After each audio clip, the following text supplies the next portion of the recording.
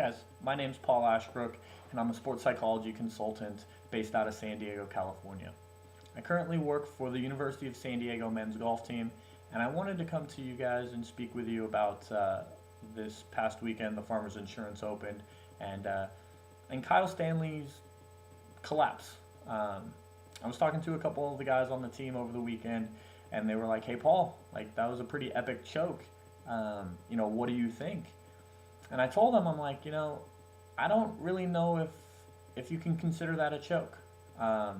Yeah, he had a 7-shot lead with 9 to play. Yeah, he had a 3-shot lead with 1 to play. But when it comes down to it, we need to give credit where credit is due. Brandt Snedeker went out and fired the best round of Sunday. He shot a 67. Only one player in that entire field on Sunday matched that score. It was actually Bud Cauley, who also shot a 67. So if Brandt Snedeker doesn't go out and shoot an extremely low number, then Kyle Stanley is not in a position to lose this golf tournament, plain and simple. So first off, we need to give credit to Brandt Snedeker because he went out and won that tournament. Next, Kyle Stanley played superbly that weekend, and we need to give him credit for playing well. During the course of a golf tournament, during the course of a week, guys are going to have bad holes. They're going to have bad luck. That tournament, Kyle Stanley really didn't have bad luck.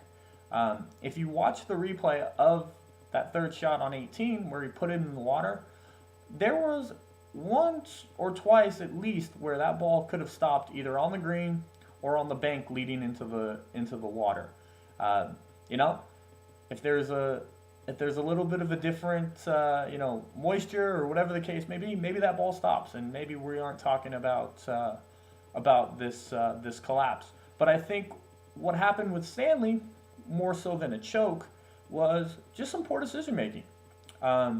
He let the moment take over rather than taking things one shot at a time. And that's actually something that I really believe in a lot, is that you need to take things one shot at a time. So first and foremost, on 18, I don't care how many shots up you are. First and foremost, you need to focus on putting it in play. Because if you put it in play, that makes the hole so much easier. He did that. He had roughly 240 yards into the green.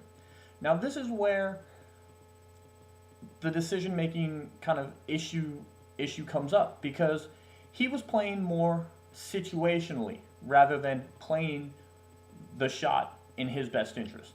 He had 240 yards, a shot he easily could hit. See, in the playoff, he had a similar yardage, busts it over the green, and gets up and down for birdie. But because he is 3 shots up and trying for his first victory, he's more concerned with, okay, I need to hold on to this. I need to try and not lose it rather than go out and win it. So, okay, he lays up. Not the worst decision in the world, but, that could be questioned. On his third shot is really where his decision making, takes issue, or I take issue with his decision making. On his third shot, all he needs to do is put it on the green. If he puts it on the green, anywhere on the green, he has the ability to 4-putt for the win. There's no need to go out and try and knock it stiff. But yet, he flew it hole high, it caught the slope with a little bit of spin, it's in the water. If you notice, once he dropped it, he put it long, 40, 50 feet, and struggled with that 2-putt. But had he done that initially on his third shot, he would have won.